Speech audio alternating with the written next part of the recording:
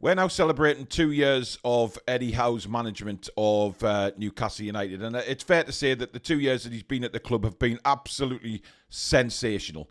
Absolutely wonderful. The man has transformed the football club from the doldrums of the bottom of the Premier League to, as you know, Champions League football. And this has been a monumental rise for Newcastle, something that probably has come a lot quicker than we thought it would ever come. You know, the 5-year plans were talked about when the new owners took over, slow and steady process, etc. It hasn't exactly been that, has it? It's been absolutely phenomenal. From the second that Eddie Howe walked in the door, everything has been on an upward spiral. You know, I mean, we can forget about the Cambridge United defeat in the FA Cup because, you know, he'd only been here a short while and things were still transitioning. Of course, that was Kieran Trippier's first game as well. But when you look at what this man has done for the football club, he has rejuvenated everything, along with the owners. Let's not take away what the owners have obviously done for the football club. But we're talking about Eddie Howe here and his management of the football team, which has been absolutely wonderful. Every time he gets interviewed, he talks very pragmatically. He doesn't overdo anything in his interviews. He doesn't give anything away in his press conferences. He always comes across as a very, very genuine guy, even when he's annoyed with certain things that have gone on the football pitch. Now, we know those certain things that will annoy him, like VAR, players not responding to what he's asking them to do, etc. But the way he conducts himself in interviews is very different, as we know, to the likes of Arteta, Klopp, etc. The man is just perfect for this football club. We know that the owners love him. There is no doubt about that. They love what he's done for the football club and they respect him massively. You know, so if Eddie Howe wants to do something within the football club, then the new owners will let him go and do that. And I think that's vitally, vitally important for what Eddie is trying to do. He works very well with Dan Ashworth, of course, and player recruitment is critical. Now, obviously, a lot of people have commented about the recruitment in the summer, saying it hasn't been good enough, etc.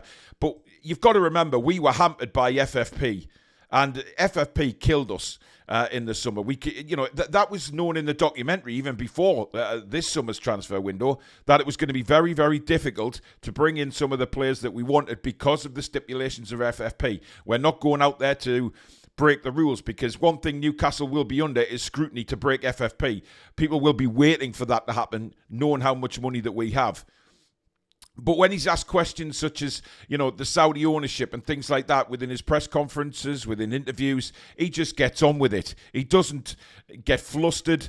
He just bats them away. And, you know, it's remarkable what he does in front of the media. But let's look at what he does for these players. You know, Joe Linton. Eddie Howe walked into the club 2 years ago. Joe Linton was, he was a laughingstock, let's be honest. Nobody rated him at the football club. The fans were just wanting rid. He was going nowhere as a footballer at Newcastle United. Everybody was thinking, 40 million quid on this player. Wow. Just wow.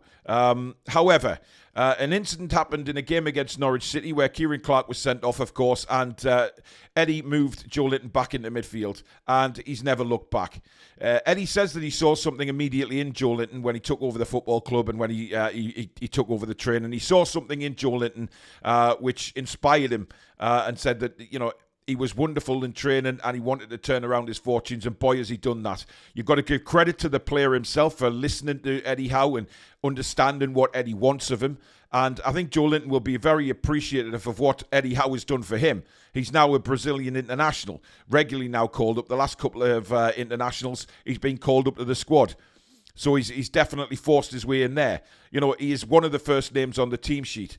The guy is a brick wall in midfield for us, and when he's on top of his game, he is absolutely magnificent.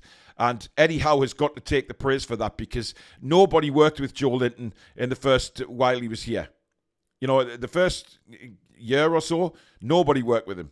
No coaches, no nothing. You could see that because he was just put out to dry by Steve Bruce and forced to play in positions that weren't his natural position. Of course, the first year he was here, they gave him the number 9 shirt, they gave him the centre-forward position, and Joe Linton is not a centre-forward. I think we all know that.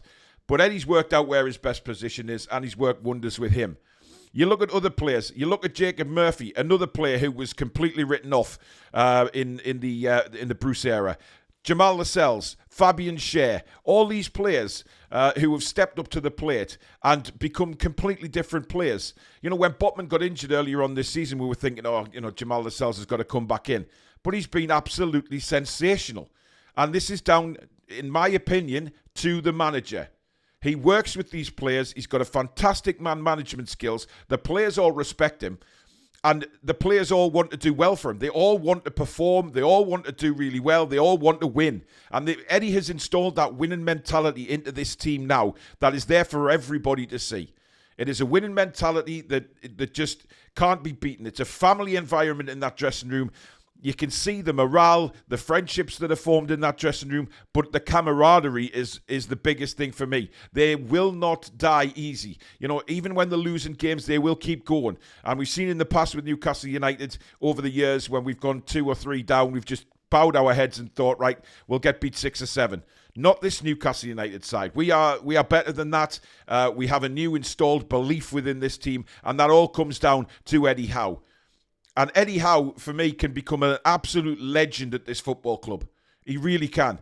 If he wins something with Newcastle United, he will go down as one of the all-time greats at Newcastle. There is no doubt about that. Above Keegan, above Bobby Robson, as much as it's amazing to say that, but you have to remember that none of these other managers won a trophy. If he wins a trophy in this day and age with Newcastle United, that will steep him massively in the history of this football club. But I expect Eddie Howe to be around for years to come at Newcastle. Now, I am going to do a different segment in this show regarding people's reactions to every defeat that we seem to have, who call for Eddie Howe's head and things like that. But we'll talk about that later in the show. But, you know, even at Manchester United last week, the likes of Dummett and Kraft, these guys who we completely wrote off when they played for Steve Bruce, and they couldn't kick a football practically. They go to Old Trafford and perform like that. Emil Kraft, not playing for 14 months, comes into the back four, into centre of the defence with Dummett, and they are magnificent. Just magnificent. And I think it inspires the youngsters like Lewis Miley, Lewis Hall, Tino Livramento. You know, all these people that are working under Eddie Howe will see a very different manager to what they're used to in their past clubs. And I think it's phenomenal. And we should not let this 2 years go by without just thanking Eddie for what he's done at this football club. Thanking him for being such a brilliant bloke, a brilliant manager, setting up a fantastic backroom staff, but giving back the belief to the players that nobody has had in that football club for 15, 16 years. This man has done it all with the help of the new owners, but he's gone in there with the players, gave them a new belief. He's brought the fans close to the team again. He respects the fans, and he knows what the fans do on a weekly basis to go and support this football club. And this man is just a phenomenon for me. You know, you can talk about your big names like your Guardiolas and your Klopps, etc. But Eddie Howe is installing himself as one of the best managers that this club has ever seen. And, given time, that will no doubt for me come to fruition because he's backed by a fantastic ownership and he gets on well with them. They know where this club wants to go. They know where they want to be, and we will get there eventually. You know, it might be a little rocky road to get there, but what isn't? When you're trying to achieve something in life, what isn't a rocky road? Newcastle United is a roller coaster. Supporting Newcastle United all my life, you know what it's like. You as fans know what it's like as well. It's ups, it's downs, it's everything. But it's a fabulous roller coaster supporting Newcastle United. But this time, the manager, the 2 years that he's had so far at this football club have been nothing but sensational. And we should make a fuss of it. You know, we should really make a fuss of it and not pretend what he's done isn't short of sensational, because it is.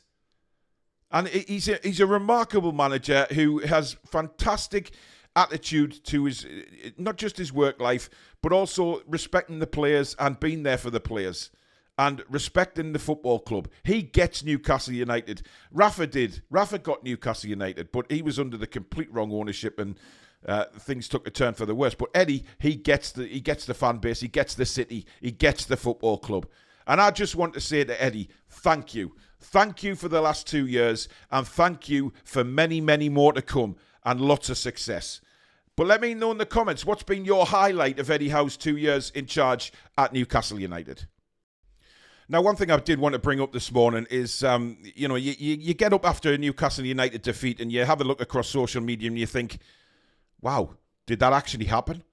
You know, what I mean is, some people's reactions to the games that we actually watch are very, very strange. You know, I've read this morning that Howe's took us as far as he can go. Some of the players, Kieran Trippier's getting absolutely slated. You know, people very easily forget what these players are doing for this football club. You know, Kieran Trippier has played so many games of football this season. At 33 years old, the man is a machine. Now, yes, during commentary, when we're watching the game, if he's having a poor game, we'll say it during commentary. But does that mean we're going to slate the guy after the game? Absolutely not. We know that class is permanent. But it's not what Trippier does on the field as well. It's off it as well. You have to know that. You know, you've seen many times when new signings have come to the club, who is the first guy to go and introduce themselves? It's always Trips. He's always there. His work rate behind the scenes as well is just phenomenal, and that shouldn't be taken for granted. But then when you see supporters reacting as the way they do, now this isn't all Newcastle supporters, and I genuinely believe that the supporters that are making ridiculous reactions, calling Trippier to be left out and Eddie Howe to be fired, or he's not good enough, he's took us as far as he can go, he's tactically inept when it comes to the Champions League. These people have no idea of football. It's quite clear to me that they don't. Because, you know, last night, for example, Eddie Howe is down to the bare bones of the squad. He's having to put kids on the bench because of injuries. Now, what's he supposed to do? What is he supposed to do last night? You know, the substitutions he made were fine. You know, he had to bring Almiron on and, you know, he had to bring Gordon on, you know, the injury to Callum Wilson. It's not Eddie's fault. You know, for me, I think we played perfectly okay last night. It was just we couldn't put the ball in the back of the net. Had Joe Linton's header gone into the back of the net, it may have been a different game. We may have got a point out of that. However, do I blame Joe Linton? Absolutely not. Do I blame any of the players? No. Because what they're doing for this football club this season is absolutely incredible. The effort they are putting in, week out, playing 2 games a week.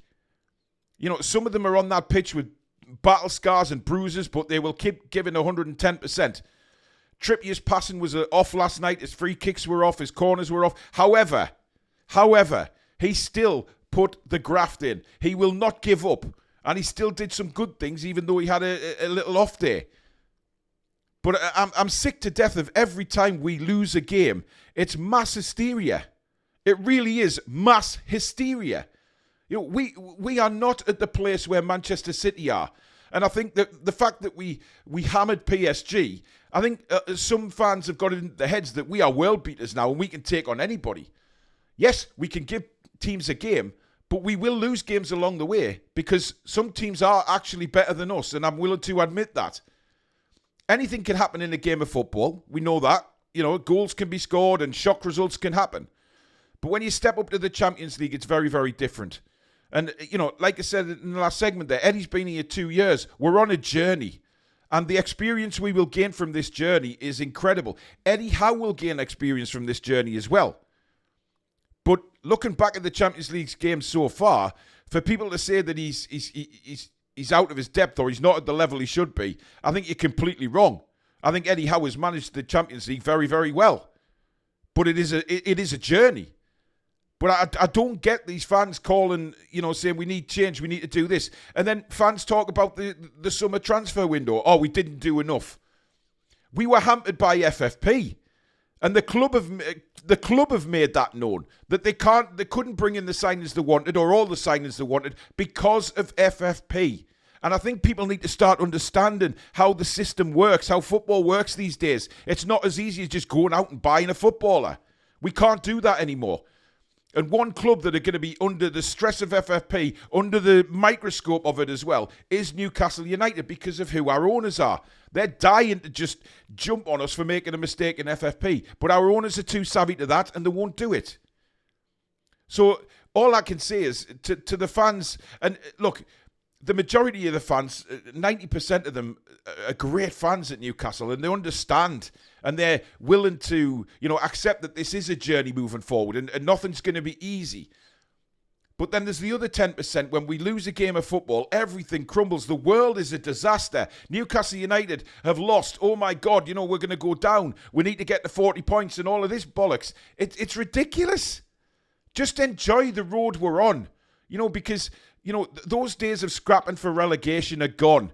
You know, now what we have to look forward to is challenging for things and belief.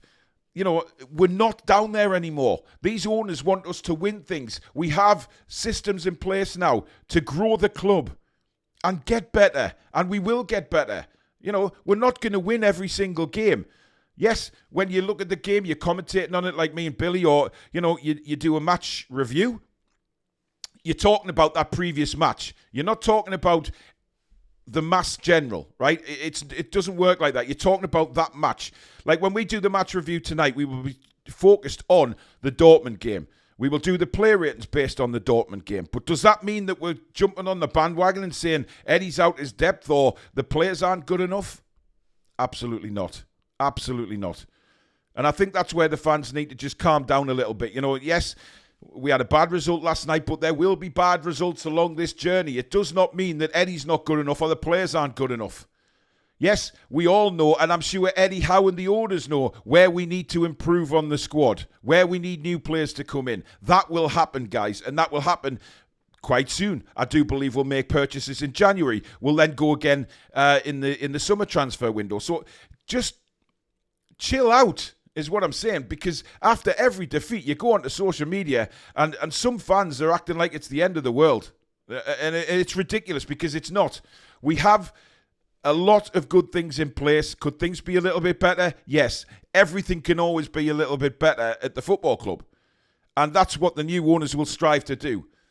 But when every time the next morning you get up from a defeat and you go on social media and you're thinking, was I watching the same game? I mean, to hammer Kieran Trippier like some people have is ridiculous in my eyes.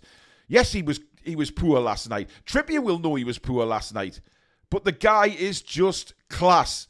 He is a class human being. He's a class footballer, both on and off the pitch, and is an inspiration to the young kids.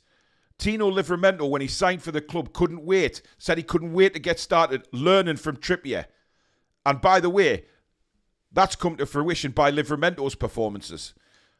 But then everybody's saying, oh, Livramento's better than Trippier. Come on. We don't know that. Is he going to be better than Trippier in the future? Who knows? But Trippier's guidance is very important to Livramento's future. The stuff that Livramento learns now from a quality person like Trippier will be massive moving forward. No doubt about it. So let's just take a step back and just enjoy the ride that we're on with Newcastle United and support the club, good and bad, because there will be some bumps ahead on the road, but it will be fantastic when we get to where we're going. But it will take time. Yes, we can comment on, you know, the previous match and say such and such was poor, but one thing about it is I, as a fan, and this is a channel, will always back the lads 100%. But we'll say when it's poor. You know, you have to be honest. You've got to be honest, but there's a difference between being honest about a performance that you've seen than jumping on a bandwagon of saying the manager or these players aren't good enough, etc. Because I think we've seen over the last few weeks, when the squad has been threadbare, that these players have stepped up and massively stepped up. So for me, there's not a major problem. Yes, there's a crisis of injuries right now with Callum going down now as well. However, these players that can step in, we know can do a job. And let's just get through this injury crisis, get into the winter window, see what they do. Let's see how the rest of the season pans out. But my God, let's not jump on Eddie, for God's sake, or Trippier for that matter, because I think it's ludicrous. It's absolutely ludicrous when you look at what these guys have done and what they will continue to do for the football club.